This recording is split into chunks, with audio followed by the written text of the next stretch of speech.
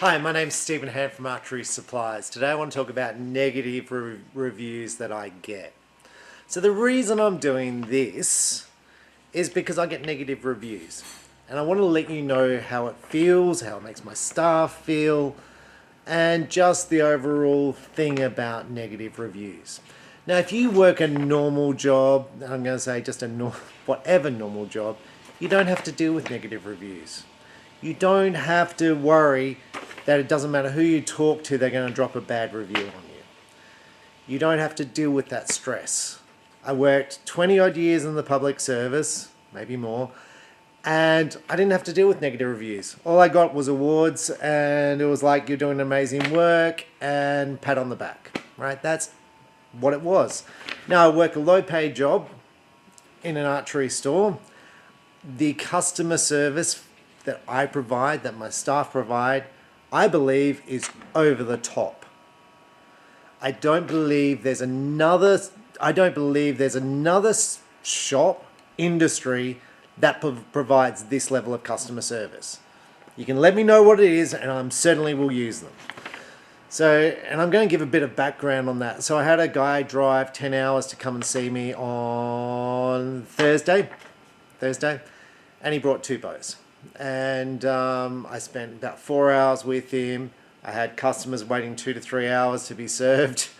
But you know, you set him up, you set up the bow, you get the bow shooting well, you teach him how to shoot. It takes time. It takes 4 hours. Now, there's one thing about selling the products, and there's another about setting it up. So when we set up the products and teach a person how to shoot, you're not making money. Okay, so and that was a big sale, but the amount of time you spend, it generally doesn't cover the profit you made on the sale, which may sound crazy. So I sold a guy a complete setup the other day. He came in, he took the day off work. I was with him for 4 hours. He brought a full target recurve set. Okay, so we showed him how to shoot, did everything. The sale was $1,200. I think it was $1,200, so not a bad sale. I was with him for 4 hours. He picked out all the bits he wanted. So let's say the profit margin on the $1,100 sale was about $200. I was with him for 4 hours. The wage in Australia is $40 an hour, so $160. So overall for that whole process of stocking the items, selling it, and I haven't even dealt with warranty yet, I'm $40 up and I've got to deal with warranty and any other problems that occur. All right, so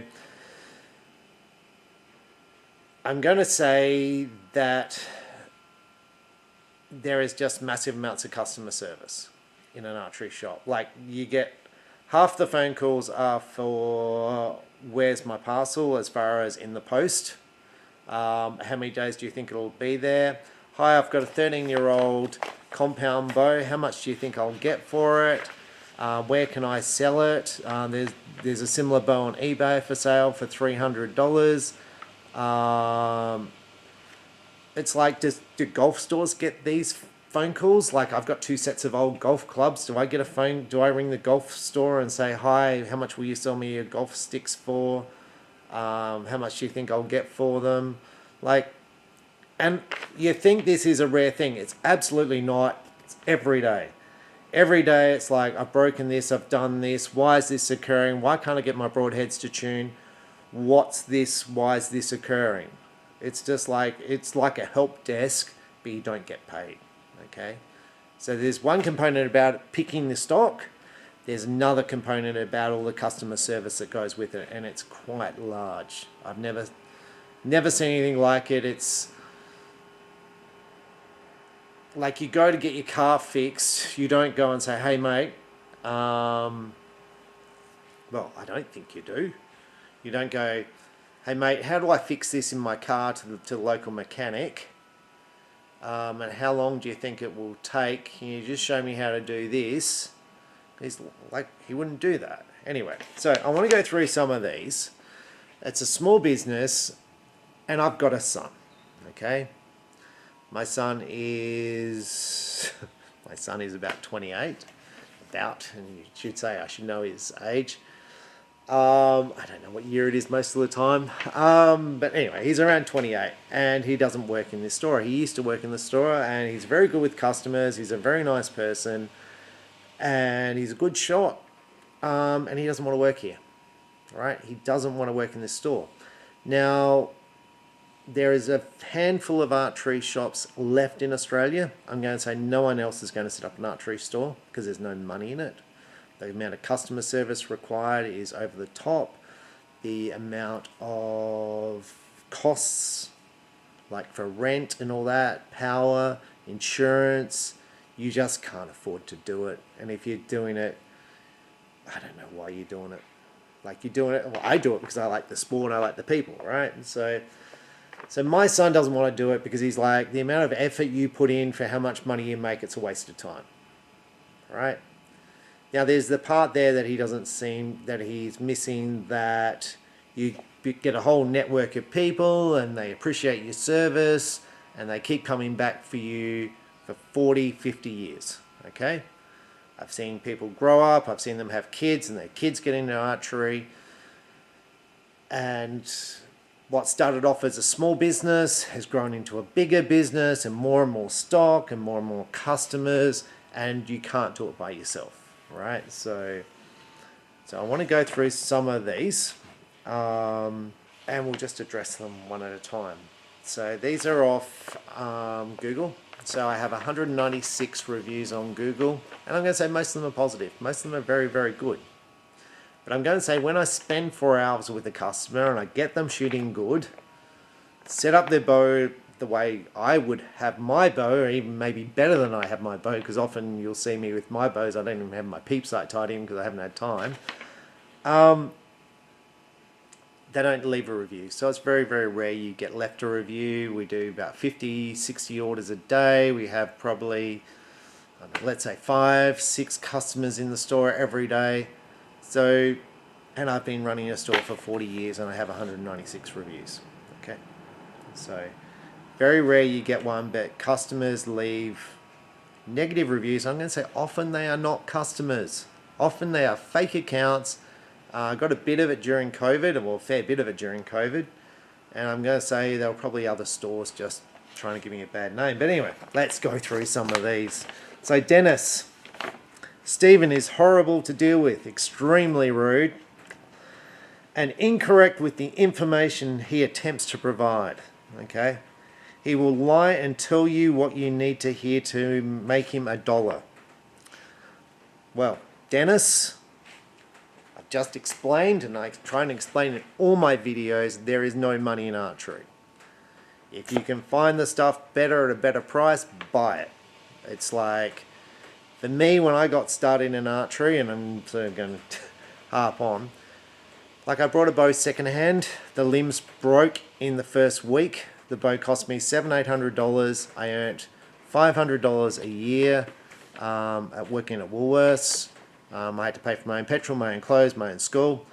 And that was me finished with archery because my bow broke 1 week.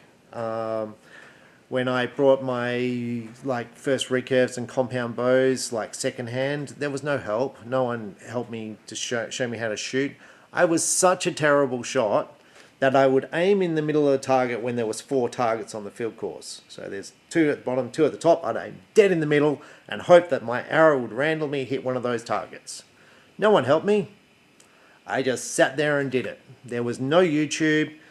The shops didn't help you. There was just nothing, right? So I have no idea who Dennis is. But I certainly, to make $1. Dennis, if I rented out this store and the shooting range next to me, I would rent this store out for $1,200 a week.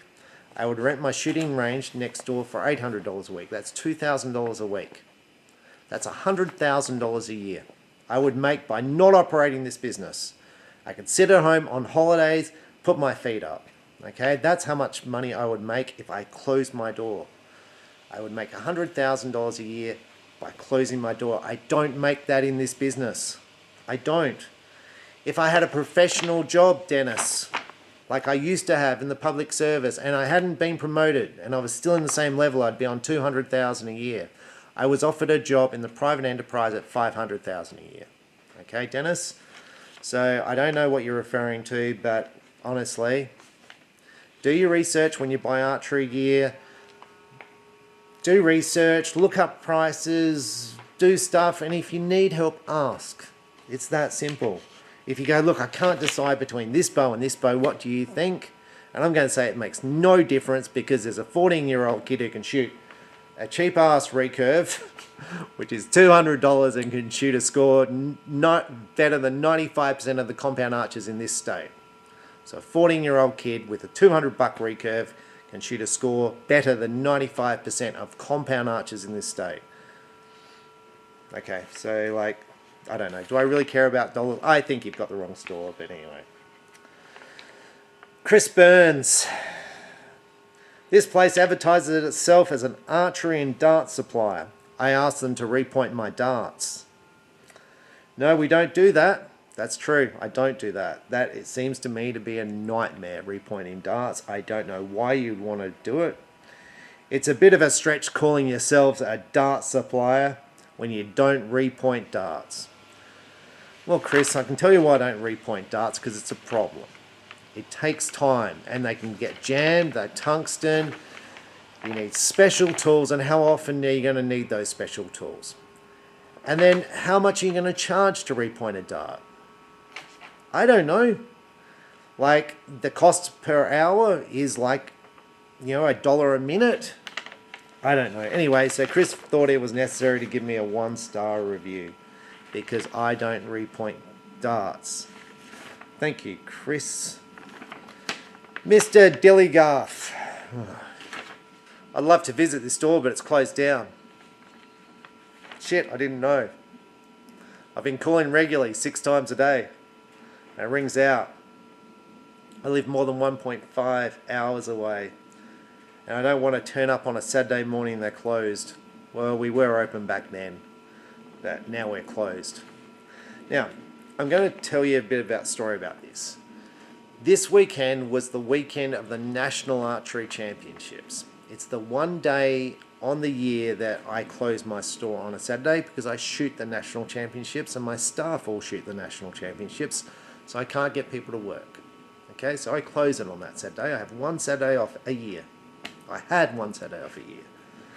So, Mr. Dilligarth, I don't give a... Thought, well, what I'll do is I'll drop a bad review on this business. Thank you, Mr. Dilligarth. So what I did is I closed my store on Saturdays. So that way, you don't have to complain that we're not open on Saturdays. Mr. Aussie Backyard Food Bloke. Did a video on you. Mr. Aussie Backyard Food Bloke brought a liqueur from me. Anyway, I don't know what he did. I did a video on it. And, look, I don't know if I can link the thing, but it was a few years ago. And there was dings in the limbs and the cam. So it looked like he stuck a screwdriver in it, or he was trying to restring his bow. I did a video showing the photos. Anyway, so Mr. Aussie Backyard Food Bloke, the worst customer service ever. I did a video on it because I was like, this is bloody weird. I can't work out what he did, whether he stuck a screwdriver in, right? Anyway, he lodged this review 4 years ago. So I said to Elite, I gave this to Elite. Elite gave me a new bow, a complete new bow, right? And so I sent him a new bow. So he got a new bow. So at this stage, he's got 2 bows. I never got the one back, which was damaged. And then what he did is he put a claim on PayPal to get his money back. And he got his money back. So not only did he get 2 free bows, he got his money back. And that's the way it works in Australia. If you're unhappy, you just lodge a complaint and they always give you your money back. And he lives in Sydney. So So for all the bad reviews and all the crap, I don't know what he stuck in anyway. It was an interesting video. Like, I just don't know. Anyway, he put a claim in PayPal and got his money back for the bow, which seemed like crap. But anyway, I'm going to say, since that time, I've never seen anything like it. It was the first thing I'd ever seen, like the dings on the limbs and the cam. It wasn't a dry fire. I don't know what it was. Okay, so Mr. Dylan Davis, 3 years ago, so this is like COVID time, so let's see what this says. Countless rude interactions with employees. Never seemed to have the time of day for you. Well, that's because it was COVID, because it would have been just strings of customers in the store and 350 online orders a day. So that's why, Mr. Dylan Davis, because it was COVID and it was harder to get bows than it was toilet paper. Anyway, when you ask them questions, they act like you should know the answers. Half them don't know what they are talking about and aren't familiar with what they're talking about. Right? So he's like, well, I'm ringing for questions, but they don't know what they're talking about, and they should know. Now, I'm going to say there's a whole bunch of stuff, because I think I remember back to this, right? Because we get asked, the guy was quite rude on the phone, but they're like, you should know this answer. No, we don't know. The chances are you're going to know more than us because you've done research, okay? If you ask me, like, how often does an elite bow break, and I'm picking an elite, I can say virtually never. I haven't had any break. That questions I can answer. What do you think of your elite bow to shoot? I can answer that. What do you think of this bow to shoot? I can answer that. And I do reviews on it all. But if you ask me what the internal size is of a shaft, which I think this question was, I don't know. I don't know. Like, I just don't know that information. I just don't know. There's a whole thousands and thousands of shafts, and a lot of the technical stuff I just don't know. And I don't really care. All of it makes no difference. So, and it might be really important to you. And if you're an elite archer, and I'm going to say a really like Olympic archer, then I would care. But, and I'm not saying I care more about Olympic archers than beginners, because that's not the case. I spent hours with beginners. But most of it's your form. Most of it's you going like this, that, leaning back and moving your head all around the place and moving your shoulders and doing this and doing that and doing this and moving that there and moving that there. That is most of the stuff that goes wrong with archery. Changing your grip, very common. I mean, we had a person in the other day who said they can't broadhead tune, and it turned out, well, it was basically a coaching clinic because the bow tuned fine for us. But okay, CP, 6 years ago. I barely ever give a place a bad review. I think this is the second one I've written, he says. But the compliance of these guys made me hate the whole experience of getting a new bow. I have no idea what you're talking about. Anyway. Yogo Castles. Oh, Yogo. I know this one. We advertised a bow, fishing bows secondhand on our website. Okay, so Yogo rings up and says, we'd like to come in on Thursday and probably pick it up. Advertise on the website with stock numbers. On Monday, it sold online on an online order. The customer came in on Thursday and the bow had been sold. So he thought, well, I'll drop a bad review. TEs. Now this is interesting. TEs. Now TEs is not a customer of mine, it's a fake account. He redid his review. So originally he did a review on me. The owner is a crusty old Carmont. It's me. I'm old. I don't know what I'm talking about and all this sort of stuff and whatever. Right? And I said, well, you've got the wrong store, because I said I was actually in surgery. I was in hospital for heart surgery when this was meant to have occurred, so it couldn't have been me, so you've obviously got the wrong store. So TEs then rewrote the review. It's now the bow arrived damaged, and I had a hell of a time getting the staff, and it took me 2.5 hours and several weeks to do something about it. Go elsewhere for customer service. Well, TEs, you never brought a bow from us. And I'm going to say on this, if your bow gets damaged in the post, for God's sake, use a courier service because it's insured. Australia Post, if they lose your bow, they run over it with a truck, and you think I'm joking, I'm not, they'll go, that's not our problem. And I have a big warning sign on my website saying use the courier service. It's all signed for, it's all insured.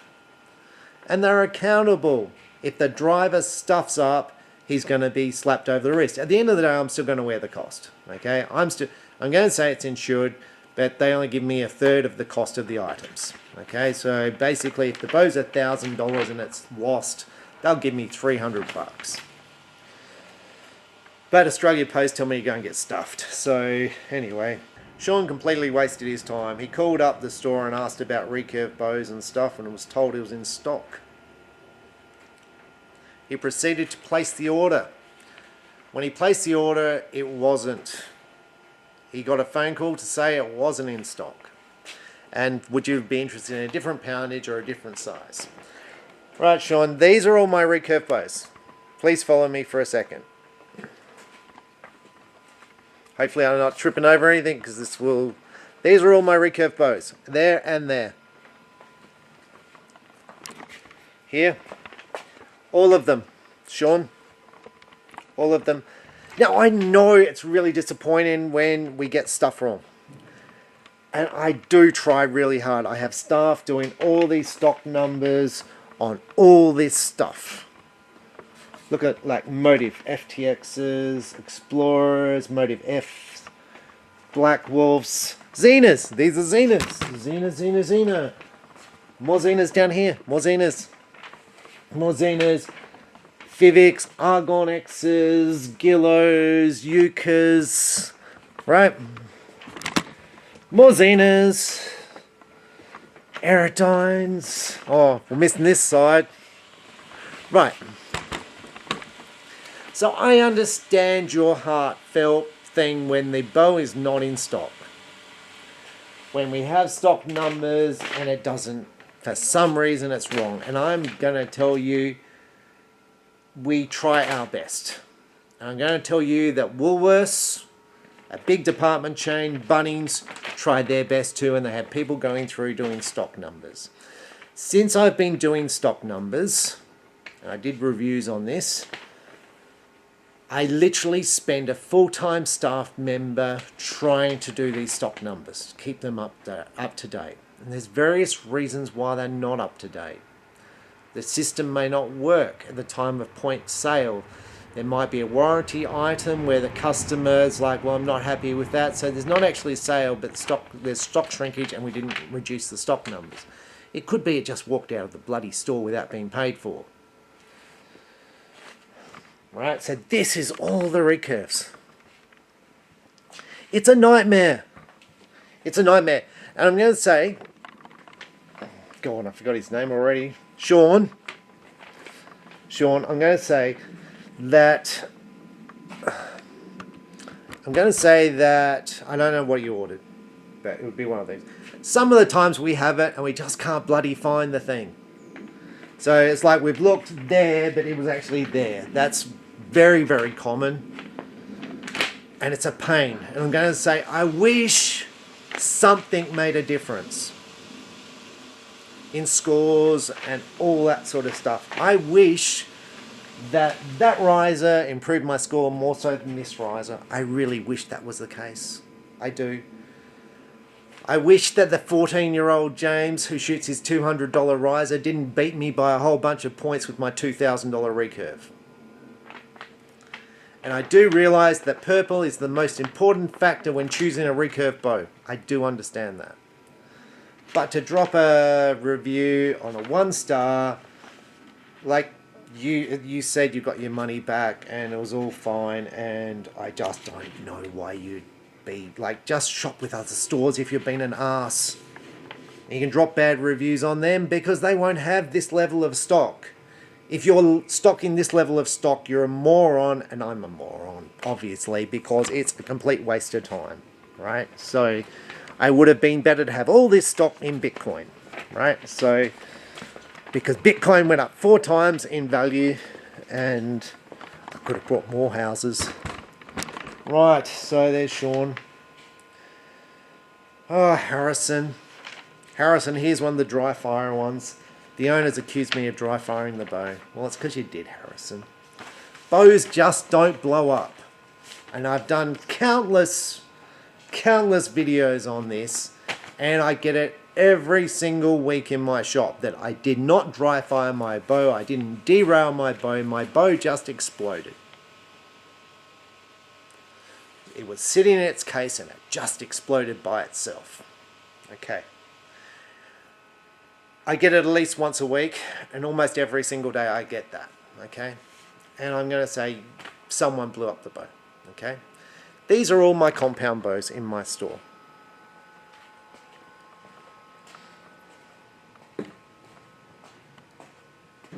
We have, well, missed a whole row of compound bows, but we have maybe 3,000 compound bows in this store. If compound bows just magically exploded out of nowhere because the string snapped or bows just explode, this would be a very dangerous place to be. It would be very dangerous to be standing next to these bows because they'd be exploding on me and I'd be losing limbs everywhere. Since I've been selling archery gear for 40 odd years, I have never opened up a bow box and found a bow in bits. Never. Never occurred. Not once. Not once. Never. I've never opened up a bow box and its bow has exploded. Ever. In 40 years.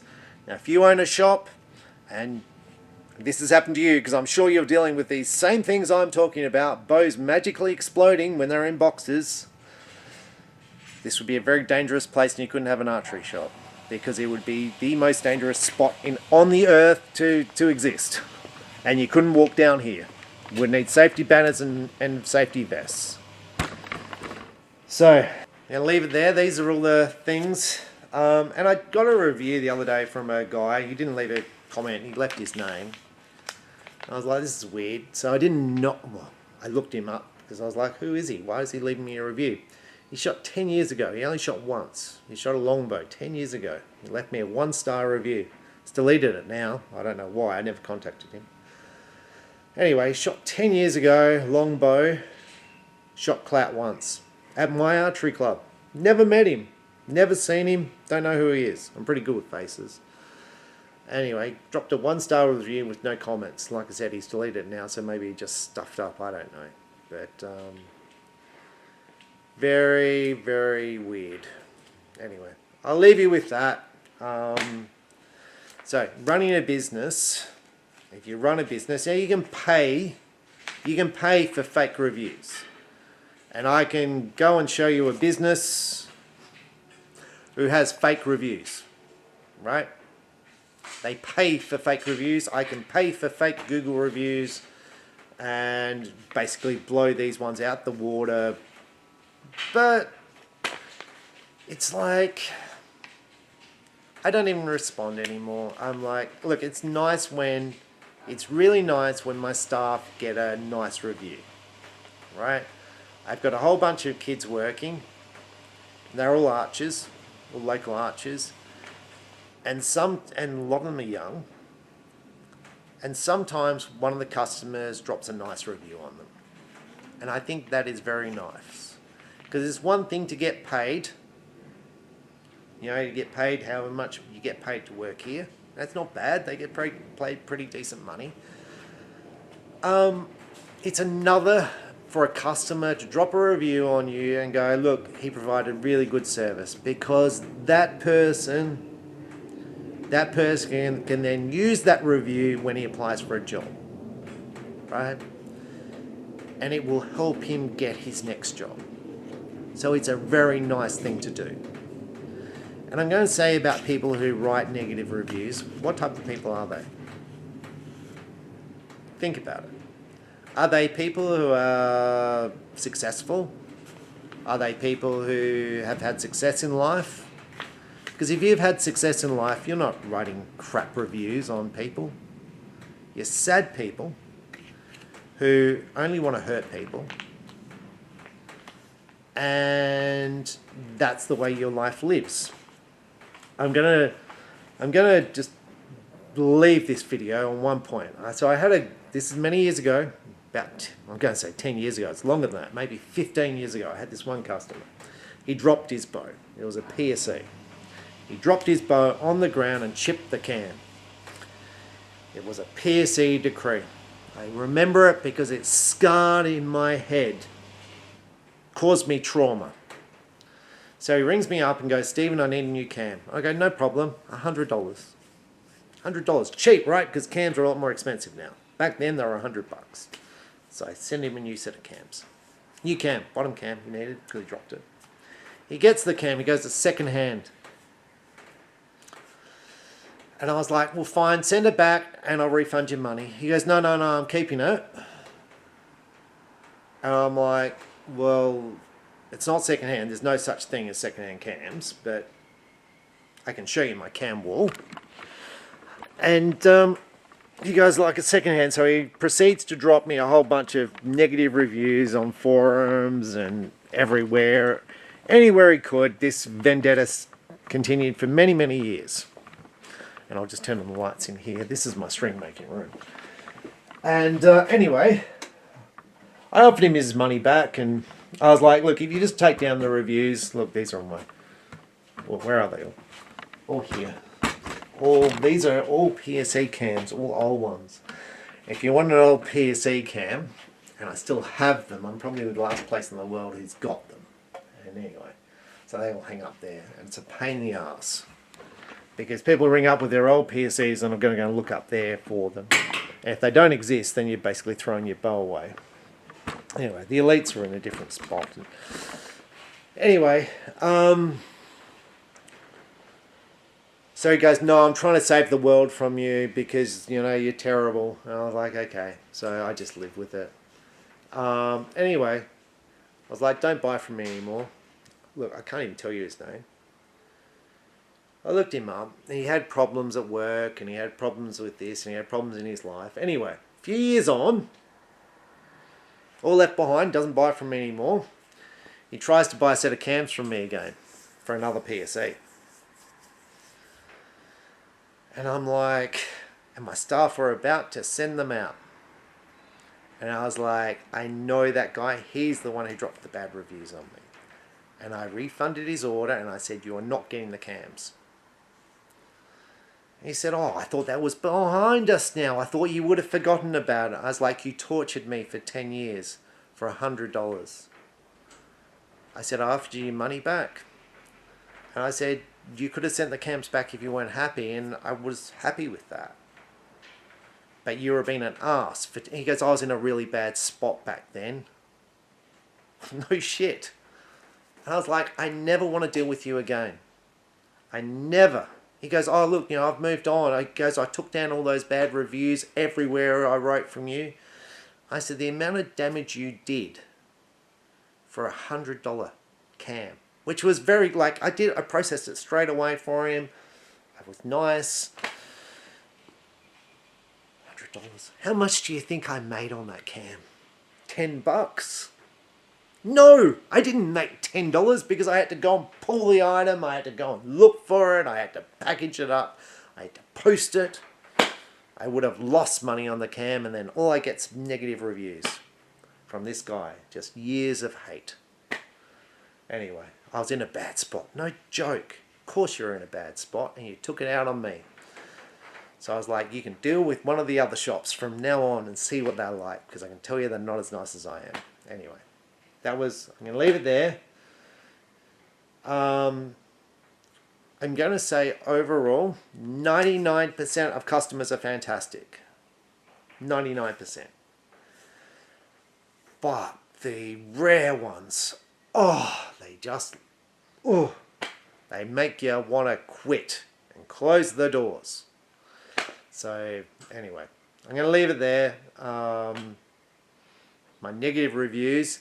But if you own a shop, you know what I'm talking about, and it does affect you because you put so much time and effort in, and you've probably never had a holiday, and you probably earn stuffle. So I did a video a couple of days ago talking about 43% of businesses are thinking about closing their doors. And small businesses, the owners are reducing how much money they earn. Absolutely. That's me. I reduced my salary. My salary now is $400 a fortnight. So when people give me a bad time, I'm like, I had a guy in the other day. He goes, look, you provide good service. He said, I brought my bow in to be rebuilt. And it was a Friday at 2:45.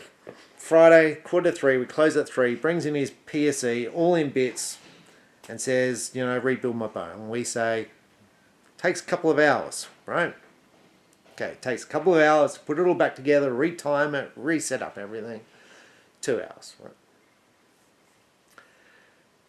And we say, we'll pick it up next week. And he's like, no. So he left. Anyway, he goes, oh, I took it to the other shop. I was like, oh, how much do they charge? And he goes, $60. Oh, so the other shop did it for $60. Don't believe you, but that's okay. If they did, you did really well. You did really, really well. So, but he felt it was like it was a need to tell me about how bad my customer service is. And I'm like, I do so much for you and I don't charge you for the stuff I do. And you never say thank you. You never say thank you. You never acknowledge the stuff I do for you for free.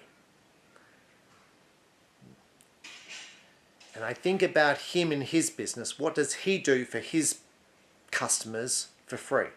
Does he drive them around for free? Because he's an Uber driver. Hey mate, I'll just drive you from A to B for free because I'm feeling good today. Never. Anyway. So when you're in a business, you need to have a bit of a thick skin and you need to reflect that you're doing a good job. What will determine if you're doing a good job is how busy you are. If I open my doors today, I would have plenty of customers in. If I open my doors Sunday, I'd have plenty of customers in. But you need to have time for yourself and you need to have time to catch up. On Saturdays, I'm sitting here processing all the stock that came in, putting it online. I'm doing closeouts of stock. I'm catching up on orders on Saturday. If I had the front doors open, I wouldn't be able to do that because I'd be dealing with customers. And yes, it is costing me sales, but I can only do so much. So, and one of the reasons I closed on Saturdays is because I got complaints. So I was like, people were complaining they were waiting too long for service and I had about 8 staff working and I wasn't making any money. Because I had 8 staff and everyone coming in at the same time, so you have to employ them for 3 to 4 hours. So I wasn't making any money because there'd be no customers in the morning. And they would all come in at the same time, and it takes about an hour to 2 hours to set up a bow, and hence they would complain, and I was like, this is all too hard. Now, also in Australia, you've got to pay penalty rates on weekends. I think it's about 1.5, 1.4 on Saturdays, and double time on Sundays. And our base wage is about $34 an hour, plus super, so it works out about $40 an hour you're paying. For a standard weekday, weekends would be more and Sundays would be double. Good luck making money on that. Anyway, I'll leave you with that. I do this video because like lots of people have businesses and they think about having businesses. You have to have a hard thing and go, look, I'm doing a good job, and give yourself positive reinforcement that you're doing a good job. You've got to be able to sleep at night and go, look, I do good things. And anyway, I'll leave you there. Thanks for watching. Bye.